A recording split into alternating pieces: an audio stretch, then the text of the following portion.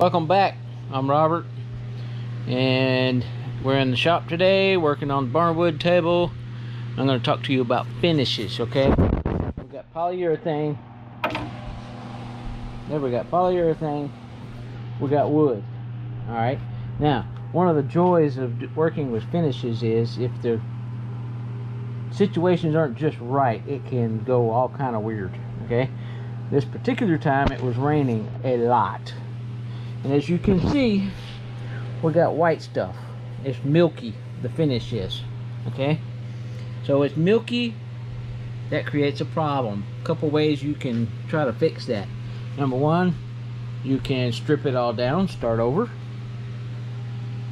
You can sand it off, start over. But with this kind of wood, I don't want to lose that beautiful lines and all that. So I tried something different. I tried to scrub it first with a wire brush. That didn't work. So I finally just said, hey, let's put some more polyurethane on it, see what happens. And as you can see, it turned out beautiful. So today we're going to be repainting these. I'm going to show you a little bit about how I do it. And then next video, I'll show you how they turn out. Thank you.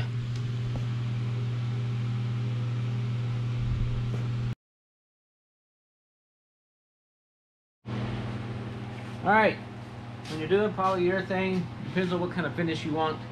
You can use a bristle brush, you can use a foam brush, you can hand rub it with a rag. For today's exercise, we're using a foam brush just because they're almost free. They're so cheap, and I can throw them away when I get done and not have to worry about cleaning anything. When I need the finish to be a little pursier, I'll do a bristle brush. I get the cheap ones at Harbor Freight. If I need it to be even prettier than that, I hand rub it. But pretty simple process here. You ready?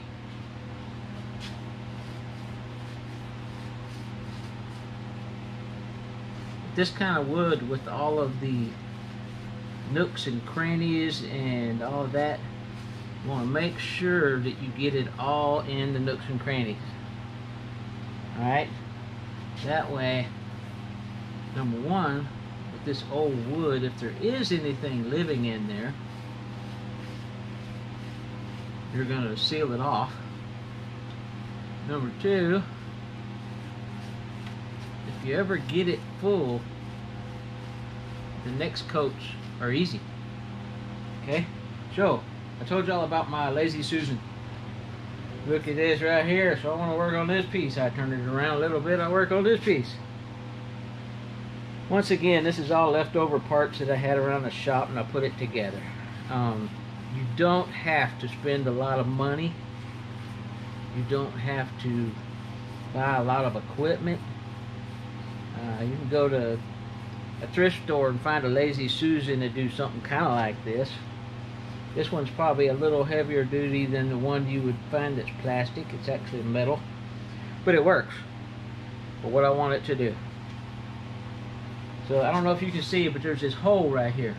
I'm just going to fill it. I'm going to soak it all in there, fill it up. I'm sealing this wood is what I'm doing.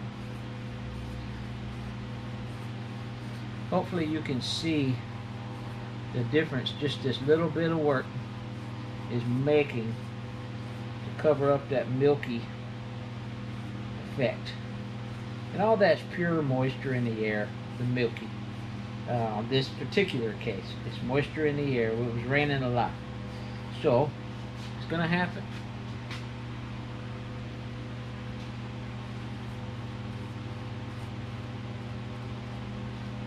I have a saying that I like to use about a lot of what I do.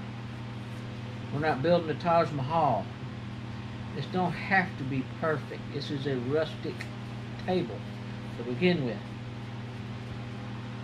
So why would you want to make it look perfect if it's supposed to be rustic? Then all I'm going to do, I'm going to turn these over.